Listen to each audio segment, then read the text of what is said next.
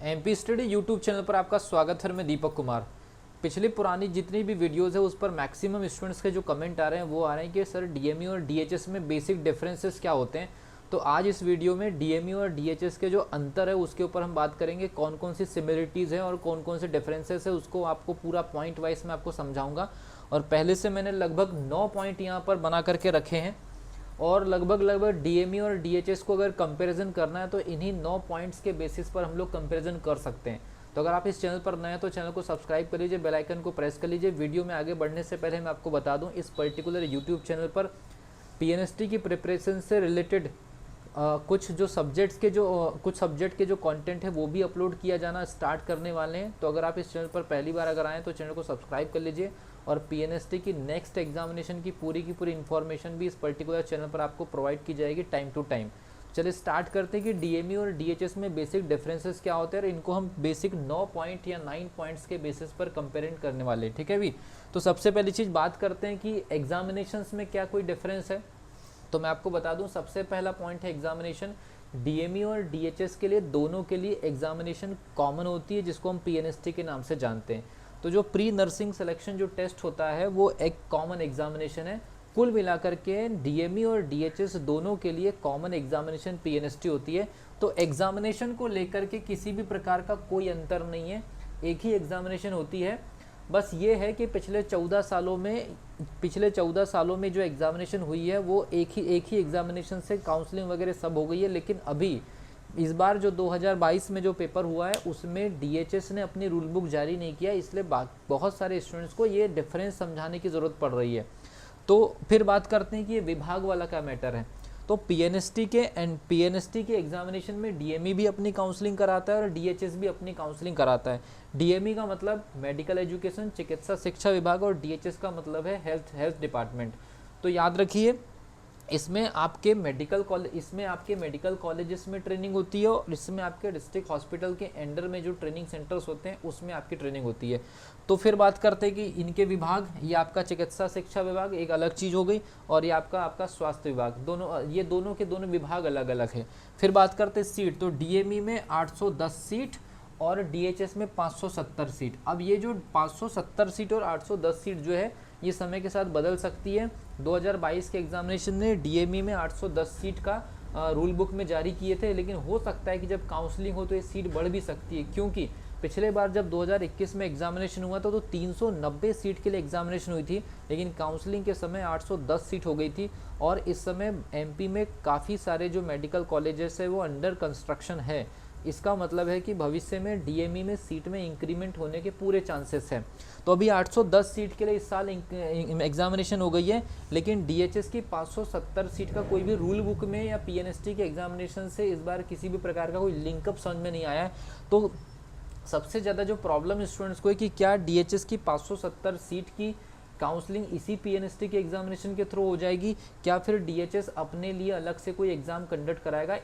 इसको लेकर के काफ़ी डाउट है और इस डाउट को लेकर के हम लोग भी काफ़ी सारी जगह से इन्फॉर्मेशन निकालने की कोशिश कर रहे हैं और राइट इन्फॉर्मेशन आने पर इस पर्टिकुलर यूट्यूब चैनल पर आपको ऑथेंटिक इन्फॉर्मेशन देने की हम कोशिश करेंगे। तो ये 570 सीट का अभी मैटर फंसा हुआ है।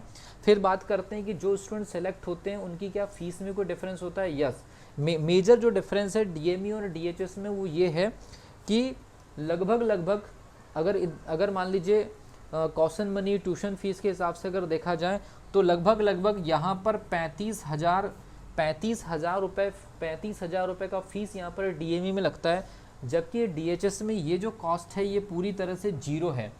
लेकिन इसके अलावा यहाँ पर मेस का भी कॉस्ट ऐड होता है और डीएमयू में अलग अलग मेडिकल कॉलेज में जो मेस का जो चार्ज है वो वेरी करता है। इसलिए किसी मेडिकल कॉलेज में साल भर का खर्च हो सकता है कि 24,000 से 25,000 के आसपास आ जाए, जबकि डीएचएस में भी ये चीज़ें अलग हो सकती। तो यहाँ पर मेस का जो चार्ज है वो अलग अलग सेंटर वाइज होगा, क्योंकि अलग अलग सेंटर में मेस के मेन्यू अलग अलग होते हैं, उनके जो मेस जो चलाते हों उनके पूरे प्राइस लिस्ट अलग अलग होती है। इसलिए मेस का चार्ज हम 25,000 रुपये पर ईयर का मान सकते हैं, जो कि आपके DHS वाले स्टूडेंट को भी को भी आपको वहन करना होगा और DME वाले स्टूडेंट्स को भी वहन करना होगा। लेकिन ये 35,000 रुपये जो है DME में एक्स्ट्रा लगता है, क्योंकि यहाँ पर ट्यूशन फीस लगती है 28,000 रुपये 500 के, और 6,000 रुपये कुछ एक्स्ट्रा चार्जेस लगते हैं, जबकि ये कॉस्ट DHS में पूरी तरह से जीरो हो जाती है। इसीलिए स्टूडेंट्स को ज़्यादातर DHS की सीट की तरफ अपना काउंसलिंग कराने के लिए तैयार रहते हैं। तो ये कॉस्ट का अंतर आता है। बाकी दोनों में, बाकी DME और DHS में दोनों में मेस के चार्जेस लगते हैं, जो कि सेंटर वाइज अलग अलग हो सकते हैं। इस पर किसी भी प्रकार का मैं यहाँ पर कोई ऑथेंटिक डाटा नहीं दे सकता कि 24,000 लगते हैं, ये 25,000 लगते हैं। ऑन एन एवरेज अगर मान के चलिए कि मेस का चार्ज अगर 2,000 रुपये पर मंथ है, तो मान कर चलिए कि 12 महीने का 25,000 रुपये। फिर उसके बाद बात करते हैं कि ट्रेनिंग में कुछ डिफरेंस है। तो ट्रेनिंग में यहाँ पर ट्रेनिंग देने वाले प्रोफेशनल डॉक्टर्स होते हैं, और यहाँ पर जो होते हैं वो ट्यूटर होते हैं। तो ट्रेनिंग में हल्का सा डिफरेंस है, कि यहाँ पर जो ट्रेनिंग देते हैं वो ट्यूटर कहलाते हैं, और यहाँ पर प्रोफेशनल डॉक्टर्स जो होते हैं वो ट्रेनिंग देते हैं। तो थोड़ा सा ट्रेनिंग के लेवल में डिफरेंस आ सकता है। ये तो जो स्टूडेंट वहाँ ट्रेनिंग कर रहे हैं वो ज़्यादा बेहतर तरीके से इस चीज़ को बता सकते हैं। उसके बाद बात करते हैं जॉब्स। तो ट्रेनिंग कंप्लीट करने के बाद इन स्टूडेंट्स को जॉब्स मिलेंगी मेडिकल कॉलेज के अंडर गाइडलाइंस में, और जबकि इन स्टूडेंट्स को जॉब मिलेगी आपके डिस्ट्रिक्ट हॉस्पिटल या फिर आपके हेल्थ डिपार्टमेंट के अंडर गाइडलाइंस में। तो जॉब्स की जो लोकेशंस होंगी वो भी अलग अलग डिपार्टमेंट के अकॉर्डिंग डिपेंड करेगा।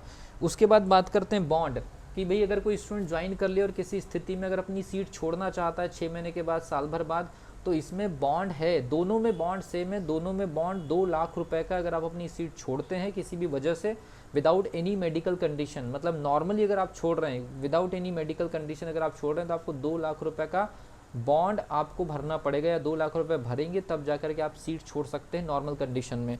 तो ये हो गया। उसके बाद प्री सर्विस एग्जामिनेशन, मतलब ये प्री सर्विस एग्जामिनेशन क्या है?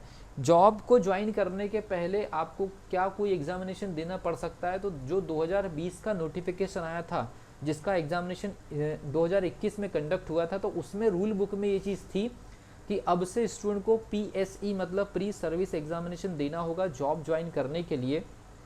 लेकिन जब 2022 का नोटिफिकेशन आया, मतलब 21 का नोटिफिकेशन 22 में, तो उस रूल बुक में PSE को लेकर के कोई भी जानकारी नहीं है।